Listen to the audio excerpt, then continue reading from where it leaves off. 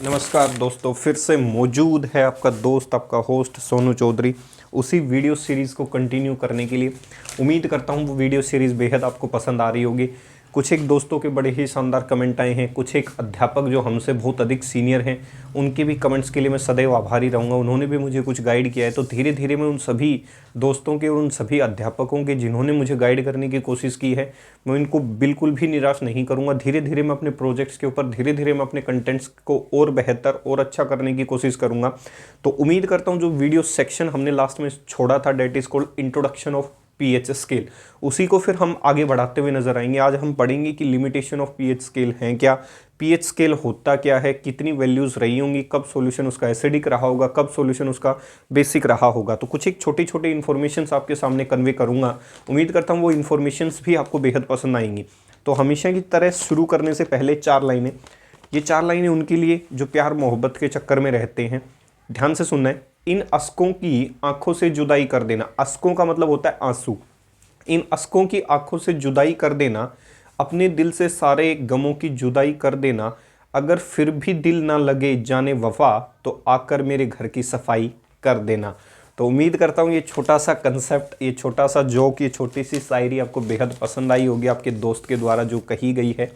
तो अब जिस वीडियो सेक्शन के माध्यम से मैं आप तक पहुंच रहा हूं, धीरे धीरे आपके दिल में आने की जो कोशिश कर रहा हूं, उम्मीद करता हूं वो वीडियो सेक्शन ही वो कंटेंट मीन है जिसके लिए हम और आपके बीच में एक अच्छा सा बॉन्ड बना है। तो उसी बॉन्ड को कंटिन्यू करने के लिए, उसी वीडियो सेक्शन को कंटिन्यू करने के लिए एक बार आपको फिर से मैं उन चीज़ों के लिए रिकैप करवा देता हूं जो लास्ट समय में हमने की थी। तो लास्ट समय जो हमने किया था, डेट इज कोल्ड, आपका एक पीएच का फॉर्मूला लिखा था हमने लास्ट में। हमने किया था जी, लास्ट जब वीडियो सेक्शन खत्म हो गया, आप देख सकते हो, pH is equal to minus log of H positive ion. Clear हो गया होगा। फिर यहाँ से मैंने फॉर्मूला निकाला, pH is equal to log of 1/H positive ion. सही है। और फिर हमने रिलेशन एक ड्राइव किया, एक जुगाड़ निकाला कि पीएच जो है उसके क्वेश्चन सोल्व करने के लिए अगर इस फॉर्म में आ जाए तो कैसे कर सकते हैं। मैंने कहा pH is inversely proportional to H positive ion की कंसंट्रेशन। अगर सॉल्यूशन के अंदर आपकी पीएच वैल्यूज आपको डिटरमिन करनी है, कौन सी वैल्यूज डिटरमिन करनी है भाई, पीएच वैल्यूज डिटरमिन करनी है, तो जिस सॉल्यूशन के अंदर एच पॉजिटिव आयन की कंसंट्रेशन जितनी अधिक होगी, उस सॉल्यूशन की पीएच उतनी ही क्या रही होगी, कम रही होगी, क्योंकि एक दूसरे के क्या है भाई, ये इनवर्स हैं। तो सॉल्यूशन में एच पॉजिटिव आयन कंसंट्रेशन बढ़ने से कभी भी ये नहीं सोचना कि पीएच बड़ी होगी, ऐसी गलती पेपर में बिल्कुल ना करना। जैसे ही सॉल्यूशन में एच पॉजिटिव आयन की कंसंट्रेशन बढ़ी, लिख देता हूं as the concentration of H positive ion in solution increases, the pH of solution keeps decreasing। और सॉल्यूशन का नेचर, एंड अगर pH घट गई, and solution is acidic in nature. और सॉल्यूशन का नेचर कैसा होगा, एसिडिक। ये ध्यान रखना है। कभी भी ऐसा ना सोचना कि पीएच एच प्लस आयन की कंसंट्रेशन बढ़ने से पीएच बढ़ेगी, ऐसी गलती मत करना पेपर के अंदर। इंपॉर्टेंट स्टेटमेंट है, अगर सॉल्यूशन में एच प्लस आयन की कंसंट्रेशन बढ़ गई तो सॉल्यूशन की पीएच घटेगी, और पीएच घटने की वजह से सॉल्यूशन की जो पीएच वैल्यूज हैं वो घट जाएंगी। और पीएच वैल्यूज घटने की वजह से, अब मैं आपके सामने स्केल ड्रॉ करूंगा, तो पीएच वैल्यू घटने की वजह से सॉल्यूशन का जो एसिडिक स्ट्रेंथ है, एसिडिक करेक्टर है, एसिडिक अम्लीय गुण है, वो बढ़ जाएगा, घटेगा नहीं भाई। कम से कम ये चीज़ें को ध्यान रखना, छोटी छोटी और बारीक चीज़ें हैं। अब मैं आपके सामने वो स्केल रिप्रेजेंट कर देता हूँ। क्या रिप्रेजेंट कर देता हूँ, स्केल। कि हमने पाया कि मैक्सिमम वैल्यू जो थी एच प्लस आयन की वो कितनी थी, 0 पीएच वैल्यूज़ पे, और मिनिमम जो वैल्यूज़ कैलकुलेट की गई डेट इज पीएच वैल्यूज़ पे 14। तो 0 से स्केल शुरू हुआ और 14 पे क्या हो गया, खत्म। तो मैं उस स्केल को ड्रॉ कर देता हूं एक बार। तो वो पैमाना था 10 की पावर माइनस एक्स, किसके बराबर था, एच पॉजिटिव आयन की कंसंट्रेशन। एच पॉजिटिव आयन की कंसंट्रेशन निकालना चाहता हूं, तो 10 की जो भी नेगेटिव पावर थी उस समय डेफिनेशन में डिफाइन की थी, वो क्या थी, एच पॉजिटिव आयन की कंसंट्रेशन। अब इसी एक्स को आगे चल के हमने क्या मान लिया था, पीएच, जब डेरिवेशन की थी दोनों तरफ लोग लेके, वो भी नेगेटिव लोग लेके। अब ध्यान से देख सकते हो, ये आपका पीएच स्केल है, ये क्या है भाई, आपका पीएच स्केल। सही है, इसमें होती है भाई values 0, 1, 2, 3, 4, 5, 6, 7, 8, 9, 10, 11, 12, 13 and 14, 13 and 14, these are the values। मान लेता हूं इस स्केल के इस दिशा में मैं OH नेगेटिव आयन की कंसंट्रेशन लिख देता हूं कि OH नेगेटिव आयन की कंसंट्रेशन स्केल से कैसे निकालें, और H पॉजिटिव आयन की कंसंट्रेशन। तो H पॉजिटिव क्या था, 10 की जो भी नेगेटिव पावर है that is the concentration of H positive ion. तो 10 की जो भी पावर है, इन वैल्यूज को पावर लगा दो। 10 की जो भी नेगेटिव पावर है, अब 10 की पावर -0 का कोई मीनिंग नहीं होता, तो इसका मतलब 10 की पावर 0, 10 की पावर -1, 10 की पावर -2, 10 की पावर -3, 10 की पावर -4, 10 की पावर -5, 10 की पावर -6, 10 की पावर -7, 8, -9, 10 की पावर -10, 10 की पावर -11, 10 की पावर -12, 10 की पावर -13 एंड 10 की पावर माइनस क्या रहा होगा 14। ये वो वैल्यू होती है जहां पे सॉल्यूशन न्यूट्रल हो जाता है। H पॉजिटिव आयन की कंसंट्रेशन तो आप ऐसे निकाल सकते हो, इतनी चीज क्लियर हो गई। अब मैं चाहता हूं कि OH नेगेटिव आयन की कंसंट्रेशन निकाली जाए। तो जो H प्लस आयन की कंसंट्रेशन आपने निकाली है उसको रिवर्स कर दो, उल्टा लिखना शुरू कर दो। वही किसकी कंसंट्रेशन बन गई होगी, OH नेगेटिव आयन की कंसंट्रेशन। क्यों इतनी हेडेक लेनी जब जुगाड़ आपके सामने मौजूद है। तो 10 की पावर -14, 10 की पावर -13, 10 की पावर -12, 10 की पावर -11, 10 की पावर -10, 10 की पावर -9, 10 की पावर -8, 10 की पावर -7, 10 की पावर -6, 5, 4, 3, 2, 1, और ये वैल्यू कितनी हो गई होगी 0। That is the concentration of OH negative ion. अब क्वेश्चन क्या क्या आते हैं वो ध्यान से सुनना है। कुछ एक पीएच वैल्यूज लिख रहा हूं आपके सामने, वो पीएच वैल्यूज क्या क्या हैं वो सुनना है ध्यान से। तो पहली जो पीएच वैल्यू है सॉल्यूशन की डेट इज 7। अगर पीएच 7 आ जाती है, ये वाली, इसको हाईलाइट कर रहा हूं भाई, अगर ये आ जाती है तो आपका सॉल्यूशन होता है न्यूट्रल सॉल्यूशन। ध्यान रखना है सॉल्यूशन कैसा होगा, न्यूट्रल।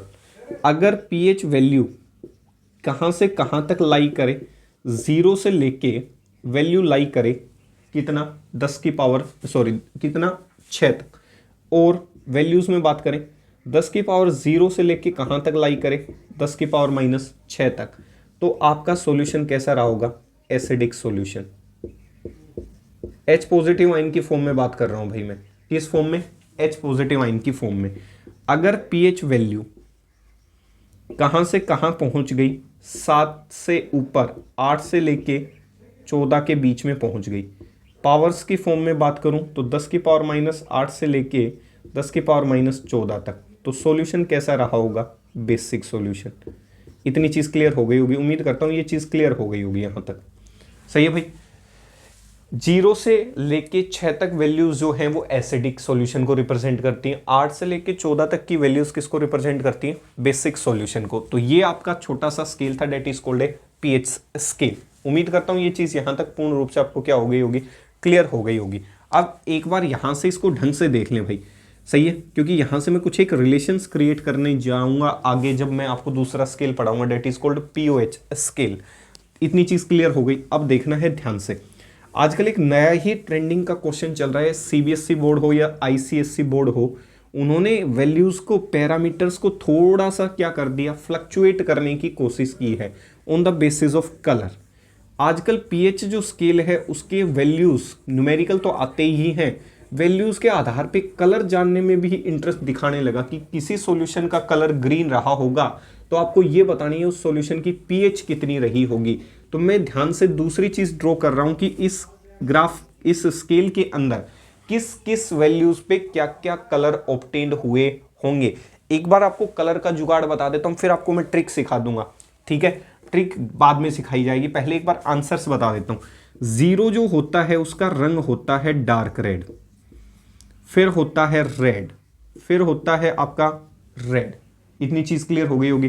तो डार्क रेड रहा होगा, रेड रहा होगा, रेड रहा होगा। इसके बाद देखो ट्रिक क्या होती है, ट्रिक होती है विबग्योर, आपने रंग पढ़े होंगे, सही है, क्या पढ़े होंगे, विबग्योर। आपको क्या करना है, इस विबग्योर को पकड़ के, ऐसे लिखा हुआ है विबग्योर, इसको पकड़ के और घुमा देना है। क्या कर देना है, घुमा देना है। ROYGBI नहीं होता, सीधा किस पे पहुंच जाएंगे, इसके ऊपर। मतलब जो भी वैल्यूज हैं वो सीधी विबग्योर को पकड़ के, उसके कान पकड़ के ऐसे घुमा देना है, और जैसे ही वैल्यूज घुमाओगे तो ये रंग ऑब्टेन होने शुरू हो जाएंगे। तो यहां से जो ऑब्टेन हुआ होगा उस वैल्यूज के आधार पे मैंने यहां से क्लियर किया, इसका रंग याद हो जाना चाहिए, ये इंपॉर्टेंट है, दैट इज कॉल्ड ग्रीन। सही है भाई, इतनी उम्मीद करता हूं ये चीज आपको क्लियर हो गई होगी।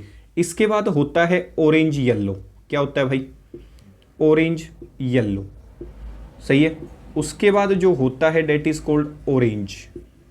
उसके बाद फिर से क्या होता है, ऑरेंज। ठीक है, इसका जो रंग होता है, इसका जो रंग होगा that is called greenish yellow. धीरे धीरे ग्रीन की तरफ बढ़ना शुरू कर देंगे हम। इसके बाद ग्रीन के बाद कौन सा आता है, ब्लू रंग आना शुरू हो जाता है। सही है, डेट इज अलग अलग प्रकार के, पहला जो आया होगा डेट इज कोल्ड आपका डार्क ब्लू। सही है, फिर सिंपल आया होगा कौन सा, नेवी ब्लू। फिर कौन सा आया होगा, ब्लू। सही है, फिर यहां से पर्पल रंग दिखाना शुरू कर देता है, थोड़ा सा डार्क पर्पल। सही है, फिर कौन सा दिखाता है, पर्पल। इधर क्या होता है, वोयलेट, लास्ट वाला, and that is called dark violet. ये कुछ एक रंग होते हैं भाई, इतना डिटेल में आपको रंग याद करने की आवश्यकता नहीं है। आपको तो सिर्फ इतना ध्यान रखना है, इतना स्पेसिफाई वो पूछे भी नहींगा कि कितनी वैल्यूज पे क्या रंग रहा होगा। आपको तो सिर्फ इतना ध्यान रखना है, इस 7 की जो वैल्यू है इसका एक रंग याद हो जाना चाहिए, डेट इज कॉल्ड ग्रीन। ये कलर इंपॉर्टेंट है कि 7 पे रंग कैसा रहा होगा, उसका ग्रीन रहा होगा। विबग्योर को पकड़ना है और विबग्योर को पकड़ के घुमा देना है, तो इसका मतलब ये तो रेड रीजन रहे होंगे, ये ऑरेंज रीजन रहे होंगे, आपके जो ये वाले हिस्से हैं that is called yellow regions रहा होगा, ऑरेंज सिंपल रहा होगा, ऑरेंज येलो रहा होगा, ग्रीनिश येलो रहा होगा, दिख रहा होगा भाई, सिंपल ऑरेंज ऑरेंज रहा होगा, फिर ऑरेंज येलो पहुंचा होगा, फिर ग्रीनिश येलो पहुंचा होगा। तो यहां तक आपको चीजें क्लियर हो जानी चाहिए, मतलब यहां से रंग मिक्स होने शुरू हो जाते हैं, ये ग्रीनिश येलो येलो, इसके आधार पे आप कह सकते हो कि ये कंपोजिशंस आपकी क्या रही होंगी, मौजूद रही होंगी। उसके बाद ब्लू के अलग अलग प्रकार के ब्लू रंग आने शुरू हो जाते हैं, इंडिगो कलर की जगह पर्पल कलर होता है, और लास्ट में कौन सा कलर आ जाता है, डार्क वॉयलेट रंग आ जाता है। तो पीएच वैल्यूज आपको इस ट्रिक से याद रखनी है, ये रंग याद करने की कोई आवश्यकता नहीं है, आपको सिर्फ ये ट्रिक याद होनी चाहिए, जिससे आपको आइडिया हो जाए कि किस वैल्यूज पे क्या रंग हो सकता है। उम्मीद करता हूं ये चीज क्लियर हो गई होगी। सही है भाई, ये थी वो ट्रिक, विबग्योर को पकड़ो, आई हटा दो और उसको क्या कर दो, रिवर्स कर दो, that is the colour in pH scale. किस प्रकार के पीएच स्केल में ये कलर रहे होंगे, तो आप इन चीजों को आसानी से क्या कर सकते हो, ऑब्जर्व कर सकते हो।